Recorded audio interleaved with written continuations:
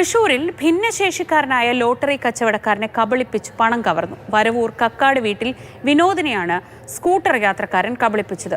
11 ലോട്ടറികൾ നൽകി 1000 രൂപ വീതം അടിച്ചു എന്ന് പറഞ്ഞ് പണം തട്ടുകയായിരുന്നു. 73 ടിക്കറ്റ് വിനോദിൽ നിന്ന് എടുത്ത ശേഷം 7350 രൂപ തട്ടിക്കുകയും ചെയ്തു. ഞാൻ ലോട്ടറി കച്ചവടം ചെയ്യുന്ന ഒരാളാണ്. ലോട്ടറി ഇന്ന് വിറ്റ് നാളത്തെ ലോട്ടറി എടുത്തു വരുമ്പോഴാണ് ഒരു 18 ടിക്കറ്റ് ബാക്കിയുണ്ടായിരുന്നു. പിന്നെ നാളത്തെ ടിക്കറ്റ് ഉണ്ടായിരുന്നു, മറ്റന്നത്തെ 2 ടിക്കറ്റ്. അതും കൂടിയിട്ട് ഒരാൾ ടിക്കറ്റ് എടുത്തു. ആൾക്ക് 10,000 അടിച്ചെന്ന് പറഞ്ഞിട്ടാണ് ടിക്കറ്റ് എടുത്തത്. ടിക്കറ്റ് എടുത്ത് നോക്കുമ്പോൾ 79:43 അടിച്ചെന്ന് പറഞ്ഞാണ് 25-ാം തീയതി ടിക്കറ്റ്.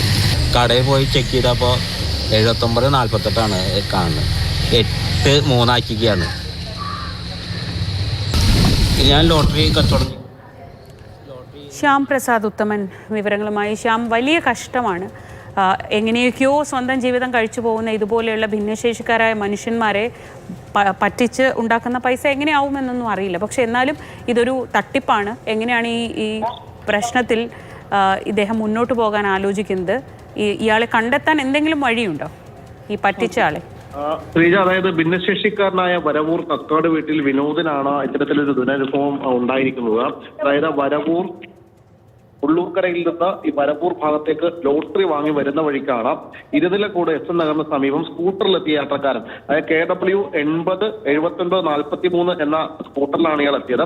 11 ലോട്ടറികൾ 1000 രൂപ വീതം അടിച്ചു എന്ന് പറഞ്ഞ് വിനോദ് നൽകുകയും 73 ടിക്കറ്റ് എടുത്തതിന് ശേഷം ബാക്കി തുകയായ 7350 രൂപ വിനോദിന്റെ കയ്യിൽ നിന്നും വാങ്ങുകയും ചെയ്തു. തുടർന്നാണ് വിനോദ് ലോട്ടറിയുമായി ലോട്ടറി ഏജൻസിയിൽ എത്തിയപ്പോൾ സ്കാൻ ചെയ്തപ്പോൾ ലാസ്റ്റ് നമ്പർ, അതായത് 8 എന്നത് 3 എന്ന് ഇയാൾ ആക്കുകയായിരുന്നു. അങ്ങനെ അടിച്ചു എന്ന് പറഞ്ഞാണ് വിനോദിനെ പറ്റിച്ചത്. തുടർന്ന് വിനോദ് വടക്കാഞ്ചേരി പോലീസിൽ ഇപ്പോൾ പരാതി നൽകിയിട്ടുണ്ട്.